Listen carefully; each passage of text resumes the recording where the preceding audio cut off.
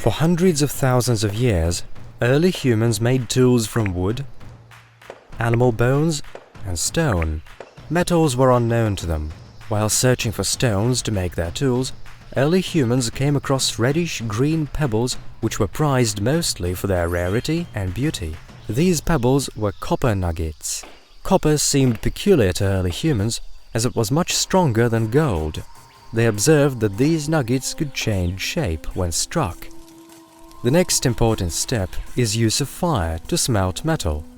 People learned that on heating, copper became soft and it was easier to shape it. Therefore, copper was used to make simple decorations. People came to know that metals melt at a very high temperature and become liquid, so they started melting copper nuggets.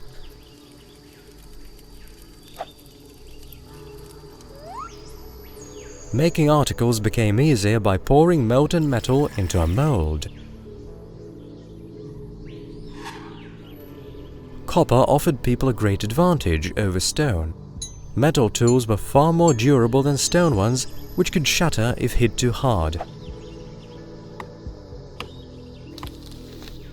But the disadvantage of pure copper is its softness, which makes it ineffective as a weapon and tool. That is why the Copper Age was so short and stone was still the main resource utilized. Somehow, humans discovered that adding controlled amounts of tin to copper produced a splendid golden yellow alloy we call bronze. This discovery heralded new technological development and the start of the Bronze Age. But tin was hard to come by in that distant past. Therefore, copper alloys were made by mixing copper with arsenic, lead, nickel, and zinc. For a time, the strongest and most easily worked metal available for use was arsenical bronze, the deadly metal of the Bronze Age.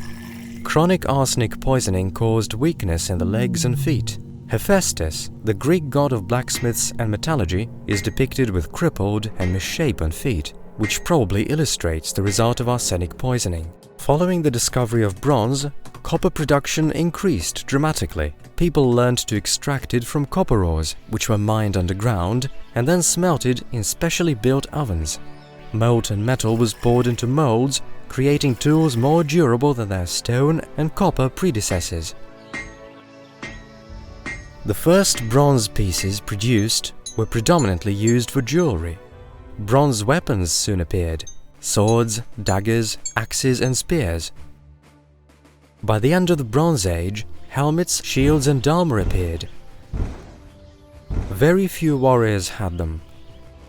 Many scholars believe the weapons were primarily for show and rarely used in combat.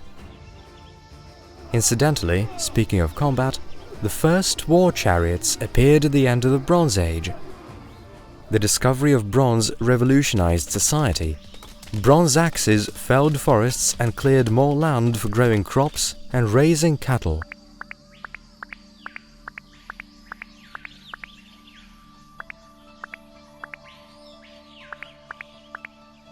Sheep and goats were domesticated and kept mostly for meat, milk, butter, and cheese. People managed to tame horses. Then they learned to make carts with wheels. The land was plowed by teams of oxen. Bronze sickles had a sharper edge and would help reap the harvest faster than those made of stone or bone. Irrigation was invented. This facilitated farming and was favorable for the crops. As a result, farming was now done much quicker and more efficiently than before. This, in its turn, resulted in a significant increase of population. Small villages or settlements gradually expanded into entire metallurgical provinces. Those were large territories where people made tools and weapons characteristic of each area. During the Bronze Age, new cities sprang up, and older towns expanded and grew in complexity. A large number of palaces, temples, and other majestic buildings were constructed that were to become archaeological sites. The advantages of bronze were used in shipbuilding, thanks to which trading became more extensive and people could now follow long trade routes traveling across the seas and along rivers. The first forms of writing developed in the Bronze Age. It is believed they started in Mesopotamia in the form of writing called wedge writing. and in Egypt they used a form of writing called hieroglyphics. The Bronze Age brought with it a new medium for art. The potter's wheel was invented. People could now weave wool into cloth rather than use animal skins. Cave art would also have changed. Multicolored paintings of animals, ornaments, and sculpture emerged. This period also brought advances in architecture. Constructions were created from large stone blocks. They were called megaliths. Mega means big, and lith means stone. At the beginning of the Bronze Age, there were single megalithic structures, menhirs. Later, megaliths took the form of dolmens, typically formed from a large horizontal stone slab resting on two or more upright slabs. The most complex megalithic structures, cromlechs, were built by entire clans and tribes. The most famous is Stonehenge, located in England. The Bronze Age ended in a collapse.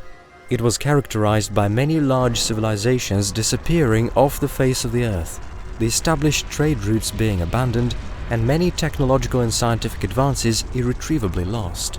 The standards of living and the population count plummeted. The world's first recorded Dark Ages began, affecting vast areas of land. The cause behind this massive fall of civilizations has been hotly debated for decades. Some argue that earthquakes and tsunamis are to blame for the Bronze Age collapse. The traditional explanation for the sudden collapse was the arrival of marauding invaders known collectively as the Sea Peoples. In a relatively short time, the entire beautiful bronze world virtually dissolved. The great kingdoms were replaced by small city-states, and humans began to forge an even stronger metal, iron. But we will talk about this next time.